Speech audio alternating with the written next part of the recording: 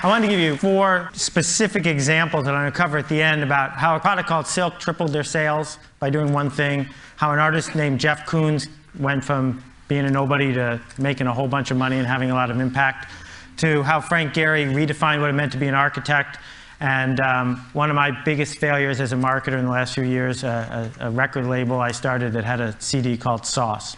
But before I can do that, I got to tell you about sliced bread and a guy named Otto Rohwedder. Now, before sliced bread was invented in the 1910s, I wonder what they said, like the greatest invention since the telegraph or something. But this guy named Otto Rohwedder invented sliced bread. And he focused, like most inventors did, on the patent part and the making part. And the thing about the invention of sliced bread is this, that for the first 15 years after sliced bread was available, no one bought it, no one knew about it. It was a complete and total failure. And the reason is that until Wonder came along and figured out how to spread the idea of sliced bread, no one wanted it. That the success of sliced bread, like the success of almost everything we've been talking about at this conference, is not always about what the patent is like or what the factory is like. It's about, can you get your idea to spread or not? And I think that the way you're going to get what you want or cause the change that you want to change to happen is you're going to figure out a way to get your ideas to spread. And it doesn't matter to me whether you're running a coffee shop or you're an intellectual or you're in business or flying hot air balloons. I think that all this stuff applies to everybody regardless of what we do. That what we are living in is a century of idea diffusion. That people who can spread ideas, regardless of what those ideas are, win. And when I talk about it, I usually pick business because they make the best pictures that you can put in your presentation and because it's the easiest sort of way to keep score. But I want you to forgive me when I use these examples because I'm talking about anything that you decide to spend your time to do. At the heart of spreading ideas is TV and stuff like TV. TV and mass media made it really easy to spread ideas in a certain way. I call it the TV industrial complex. And the way the TV industrial complex works is you buy some ads, interrupt some people, that gets you distribution. You use the distribution you get to sell more products. You take the profit from that to buy more ads. And it goes around and around and around the same way the military industrial complex worked a long time ago. That model of, and we heard it yesterday, if we could only get on the homepage of Google, if we could only figure out how to get promoted there, if we could only figure out how to grab that person by the throat and tell them about what we want to do. If we could do that, then everyone would pay attention, we would win. Well, this TV industrial complex informed my entire childhood and probably yours. I mean, all of these products succeeded because someone figured out how to touch people in a way that they weren't expecting, in a way they didn't necessarily want, with an ad over and over and over again until they bought it. And the thing that's happened is they canceled the TV industrial complex. That just over the last few years, what anybody who markets anything has discovered is it's not working the way that it used to. This picture is really fuzzy. I apologize. I had a bad cold when I took it. But the product in the blue box in the center is my poster child. Right? I go to the deli. I'm sick. I need to buy some medicine. The brand manager for that blue product spent $100 million trying to interrupt me in 1 year. $100 million interrupting me with TV commercials and magazine ads and spam and coupons and shelving allowances and spiffs. Also, I could ignore every single message. And I ignored every message because I don't have a pain reliever problem. I buy the stuff in the yellow box I always have. And I'm not going to invest a minute of my time to solve her problem because I don't care. Here's a magazine called Hydrate. It's 180 pages about water. Right? Articles about water, ads about water. Imagine what the world was like 40 years ago when it was the Saturday Evening Post and Time and Newsweek. Now there are magazines about water. New product from Coke Japan, water salad. Okay? Coke Japan comes out with a new product every 3 weeks because they have no idea what's going to work and what's not. This, I couldn't have written this better myself. It came out 4 days ago. I circled the important parts so you can see them here. They've come out, Arby's is going to spend $85 million promoting an oven mitt with the voice of Tom Arnold, hoping that will get people to go to Arby's and buy a roast beef sandwich. Now, I want you to try to imagine what could possibly be in an animated TV commercial featuring Tom Arnold that would get you to get in your car, drive across town, and buy a roast beef sandwich. You know, this is Copernicus, and he was right when he's talking to anyone who needs to hear your idea. The world revolves around me. Me, me, me, me, me, my favorite person, me. I don't want to get email from anybody. I want to get me-mail. So consumers, and I don't just mean people who buy stuff at the Safeway. I mean people at the Defense Department who might buy something, or people at, you know, the New Yorker who might print your article. Consumers don't care about you at all. They just don't care. Part of the reason is they got way more choices than they used to and way less time. And in a world where we have too many choices and too little time, the obvious thing to do is just ignore stuff. And my parable here is you're driving down the road and you see a cow and you keep driving. Because you've seen cows before. Cows are invisible. Cows are boring. Who's going to stop and pull over and say, oh, look, a cow? Nobody. But if the cow was purple, isn't that a great special effect? I could do that again if you wanted. If the cow was purple, you'd notice it for a while. I mean, if all cows are purple, then you get bored with those too. The thing that's going to decide what gets talked about, what gets done, what gets changed, what gets purchased, what gets built is it remarkable? And remarkable is a really cool word because we think it just means neat.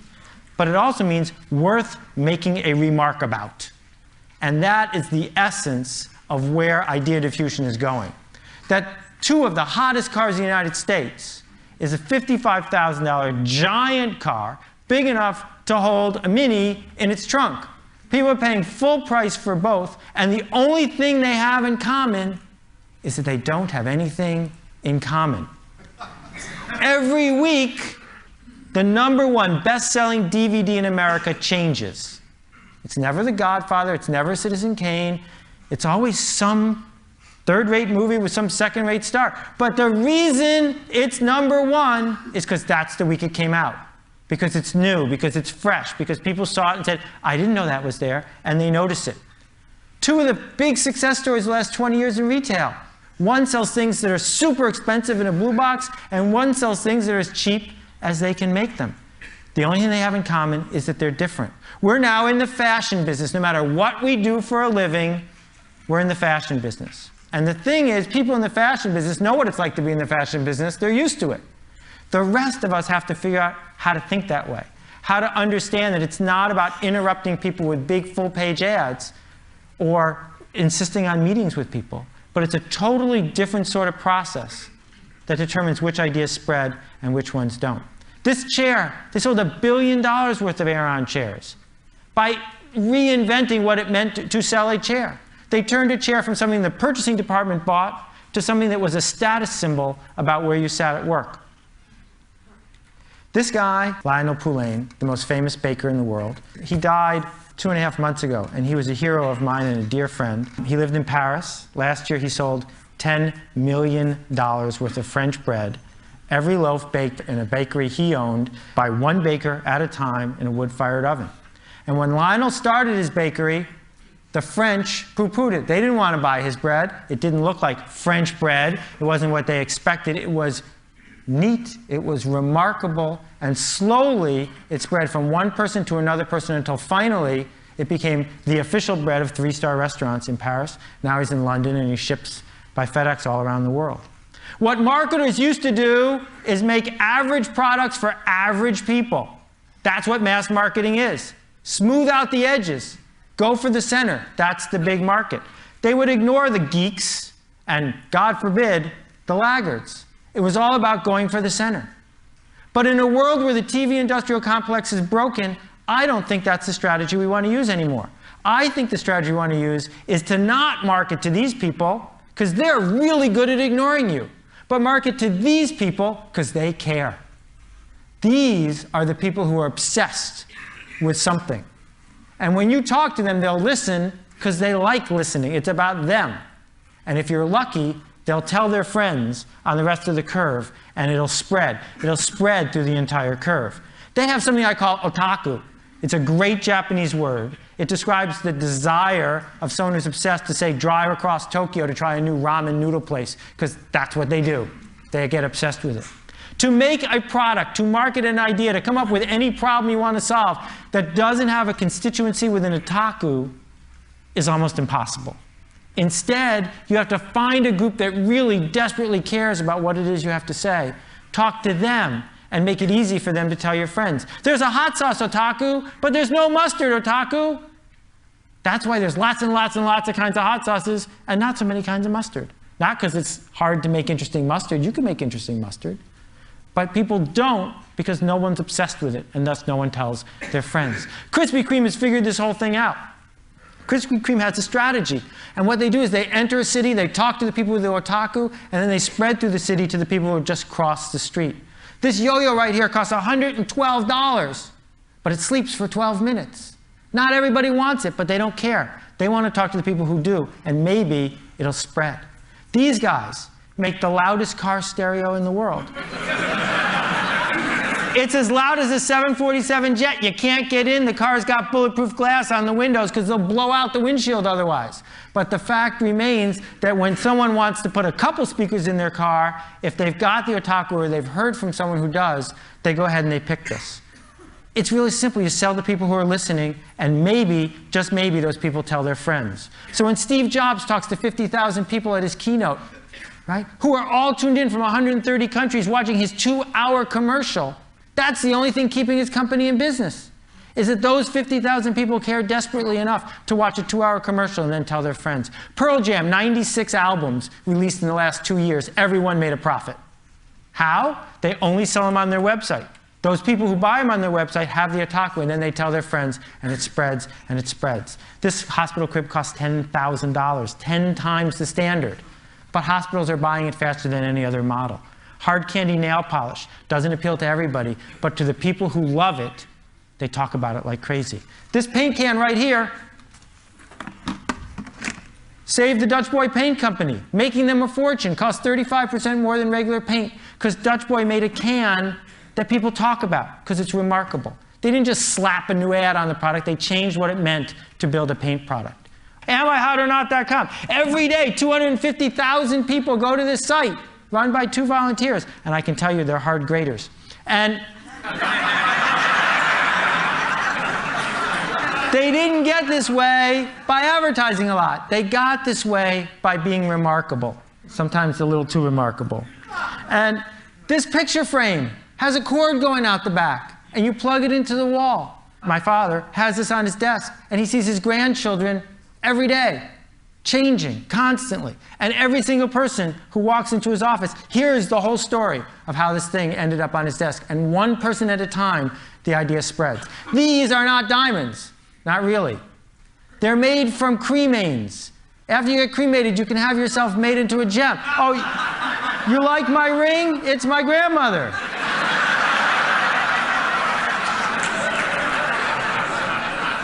Fastest growing business in the whole mortuary industry.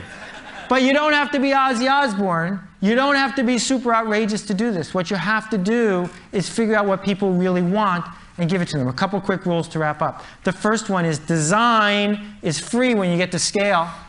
And the people who come up with stuff that's remarkable, more often than not, figure out how to put design to work for them. Number 2, the riskiest thing you can do now is be safe. Procter & Gamble knows this. Right? The whole model of being Procter & Gamble was always about average products for average people. That's risky. The safe thing to do now is to be at the fringes, be remarkable. And being very good is one of the worst things you can possibly do. Very good is boring. Very good is average. It doesn't matter whether you're making a record album, or you're an architect, or you have a tract on sociology. If it's very good, it's not going to work, because no one's going to notice it. So, my 3 stories. Silk. Put a product that does not need to be in the refrigerated section next to the milk in the refrigerated section. Sales tripled. Why? Milk, milk, milk, milk, milk, not milk. Right? For the people who were there and looking at that section, it was remarkable. They didn't triple their sales with advertising. They tripled it by doing something remarkable. That is a remarkable piece of art. You don't have to like it, but a 40-foot tall dog made out of bushes in the middle of New York City is remarkable.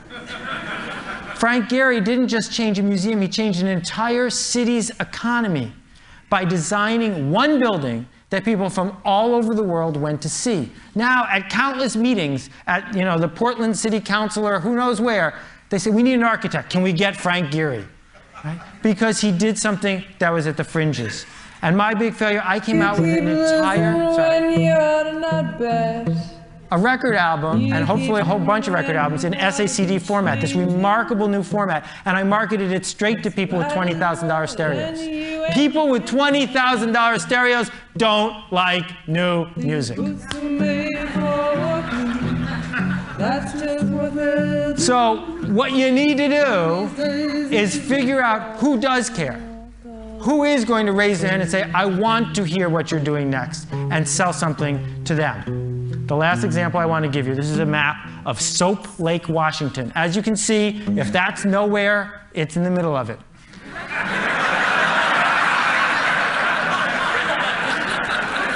But they do have a lake. And people used to come from miles around to swim in the lake. They don't anymore.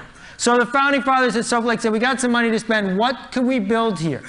And like most committees, they were going to build something pretty safe. And then an artist came to them. This is a true artist rendering. He wants to build a 55-foot tall lava lamp in the center of town.